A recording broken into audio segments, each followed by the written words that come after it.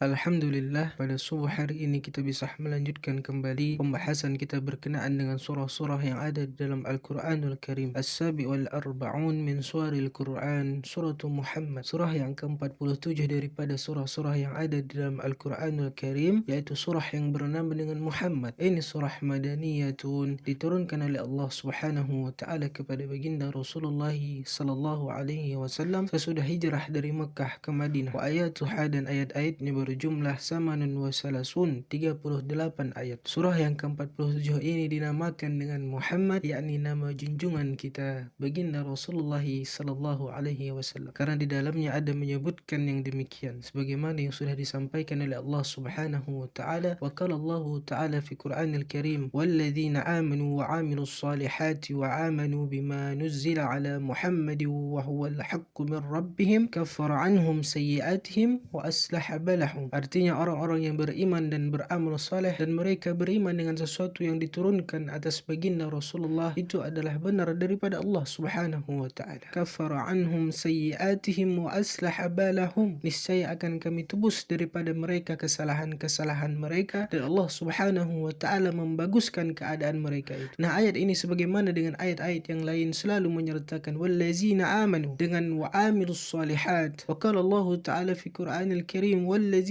amanu wa amilus salihat. Orang-orang yang beriman dan beramal saleh, artinya kalau hanya iman tapi tidak ada amal saleh itu belum cukup, atau hanya ada amal saleh tetapi tidak beriman, itu pun tidak bisa dilaksanakan. Perpaduan antara iman dan amal saleh itulah yang membuat keberuntungan seseorang di dunia maupun di akhirat. Dengan modal iman kita akan selamat kelak daripada neraka, dan dengan modal amal saleh yang banyak maka kita akan banyak mendapatkan fasilitas-fasilitas di dalam surganya Allah. Contohnya orang-orang yang beriman bahwasanya Allah Subhanahu wa Ta'ala itu Maha Esa. Nah, kita semua ini beriman dan percaya betul bahwa Allah itu Wahid Esa. Nah, ini iman kita. Apa amal soleh kalau kita percaya bahwa Allah itu Maha Esa? Amal solehnya adalah kita beribadah kepada Allah dengan ikhlas. Kita beribadah kepada Allah Subhanahu wa Ta'ala semata-mata hanya mengharapkan ridha dan rahmat daripada Allah. Dan tandanya ibadah yang kita lakukan dengan ikhlas itu adalah ibadah yang kita kerjakan secara terus-menerus, ibadah yang istiqomah kita lakukan sampai kita mati. Karena kalau orang yang beribadah itu tidak ikhlas, bila mana dipuji orang ia rajin, bila mana dicela orang dia malas, berhenti. Nah, ini tandanya orang beribadah tidak ikhlas kepada Allah. Nah, iman kepada Allah bahwa Allah itu Maha Esa, maka mesti kita latih diri kita untuk selalu ikhlas beribadah semata-mata hanya karena Allah Subhanahu wa Ta'ala. Contohnya lagi adalah wa qala Allah Ta'ala fi Qur'anil Karim, innallaha yarzuqu man yasha. Kita percaya, kita beriman bahwasanya Allah akan memberikan rezeki yang luas kepada orang-orang yang Allah kehendaki. Nah, percaya kita itu, mesti percaya. Kalau tidak, kita ini kafir karena mendustakan ayat-ayat Allah. Nah, kalau kita sudah beriman dengan yang demikian, apa amal soleh kalau kita percaya bahwa Allah memberikan rezeki kepada orang-orang yang Allah kehendaki? Apa amal soleh atas kepercayaan kita itu? Maka apabila kita ada melihat saudara kita mendapatkan rezeki yang luas, maka kita pun bersyukur kepada Allah Subhanahu wa Ta'ala, dan kita pun mendukung, mencintai orang yang diberikan Allah rezeki yang luas itu. Nah, itulah tandanya kita beriman dan beramal saleh, bahwa Allah memberikan rezeki kepada orang-orang yang Allah kehendaki. Bukan kita ini iri dengan mereka. Jangan dibalik kita mengaku kalau kita beriman kepada Allah, tapi bila mana ada orang diberikan Allah rezeki kemudian kita iri dengki. Nah, ini berarti iman kita aja yang ada tapi tidak ada amal salehnya. Karena kalau hanya modal iman itu belum cukup untuk mendapatkan keridhaan Allah Subhanahu wa Ta'ala. Wa qala Allah Ta'ala fi Qur'anil Karim, ya ayyuhalladzina amanu in tansurullah yansurukum wa yuthabbit aqdamakum. Hai orang-orang yang beriman, jika kalian itu menolong Allah, jika kalian itu membela Allah, maka Allah akan membela kalian, dan Allah akan menetapkan pijakan kamu atas iman sampai akhir hayat kamu. Nah, di sini ada pertanyaan, hai orang-orang yang beriman, jika kamu membela Allah, nah apa maksudnya dengan membela Allah, menolong Allah, sedangkan Allah itu Maha Kuat? Tetapi kenapa di sini Allah mengatakan hai orang-orang yang beriman, jika kamu menolong Allah, membela Allah? Maka para ulama ahli tafsir menjelaskan maksud daripada jika kamu menolong Allah, membela Allah, artinya adalah in tansuru dinallah, jika kamu menolong membela agama Allah. Nah, seperti apa membela agama Allah? Wa zalika bil amri bil ma'ruf wan nahyi 'anil munkar. Salah satunya adalah dengan cara amal ma'ruf nahi munkar. Contohnya macam kita menyuruh anak kita sembahyang. Nak sembahyang dulu, jangan lupa. Nah, ini membela agama Allah. Kita melarang anak kita daripada perkara yang mendatangkan dosa, berarti kita sedang membela agama Allah. Wa qala Allah Ta'ala fi Quranil Karim, inna salata tanha anil fahsya'i wal munkar. Setiap perbuatan amar ma'ruf nahi munkar itu merupakan bahagian daripada kita membela agama Allah Subhanahu wa Ta'ala. Wa qala Nabi sallallahu alaihi wasallam, ya ayuhan nas, inna Allah yaqul la ta'murunna bil ma'ruf wa la tanhauna 'anil munkar qabla an tad'u fala yustajabu lakum. Ujar Nabi kita, wahai manusia, sesungguhnya Allah berfirman, hendaknya kalian itu melaksanakan amal ma'ruf nahi munkar sebelum kamu berdoa, maka tidak diijabah oleh Allah doa kamu. Artinya kalau kita tidak melaksanakan tugas kita sebagai mukmin, sebagai muslim, karena ada aja orang ini beriman kepada Allah tapi membiarkan anaknya dalam dosa, istrinya dalam dosa. Nah, ini ada masalah di dalam dirinya. Allah memerintahkan kita untuk mengajak orang daripada berbuat kebaikan dan mencegah daripada perkara dosa dan maksiat. Maka kalau kita tidak melakukan yang demikian, maka tidak akan diijabah oleh Allah Subhanahu wa Ta'ala doa kita. Karena yang pertama dan utama yang wajib kita lakukan dan laksanakan itu adalah tugas amar ma'ruf nahi munkar. Contohnya seperti di dalam keluarga kita atau di rumah tangga kita. Kita amar ma'ruf nahi munkar kepada orang-orang di bawah tanggungan kita, seperti anak istri kita, keluarga kita. Bila ada mereka itu melaksanakan sesuatu kemungkaran, maka wajib bagi kita untuk mencegahnya. Dan ketika mereka lalai dalam melaksanakan ibadah, maka wajib bagi kita untuk menasihatinya dan menyuruhnya. Kalau tidak demikian, doa kita tidak akan diterima oleh Allah Subhanahu wa Ta'ala. Nah, macam mana doa kita ini hendak kabul, hendak diijabah? Anak kita berbuat maksiat, kita biarkan. Macam mana doa kita hendak kabul, hendak diijabah? Istri kita, anak kita membuka aurat, kita biarkan. Walaupun kita ini bangun di tengah malam untuk solat berdoa kepada Allah, fala yustajabu lakum, maka Allah tidak akan menghiraukan doa kita itu. Wa qala Nabi sallallahu alaihi wasallam, kaifa antum idza lam ta'muru bi ma'ruf wa lam tanhauna 'anil munkar. Ujar Nabi kita sewaktu bersama para sahabatnya, beliau menyampaikan, bagaimana kalian jikalau kalian itu tidak menyuruh dengan kebaikan dan tidak mencegah daripada kemungkaran? Sahabat bertanya kepada Rasulullah, apakah demikian itu bisa terjadi wahai Rasulullah? Apakah mungkin kami ini nanti tidak amar ma'ruf nahi munkar? Wa qala Nabi sallallahu alaihi wasallam, na'am walladzina ashaddu minhu syayakun. Ujar Nabi, nanti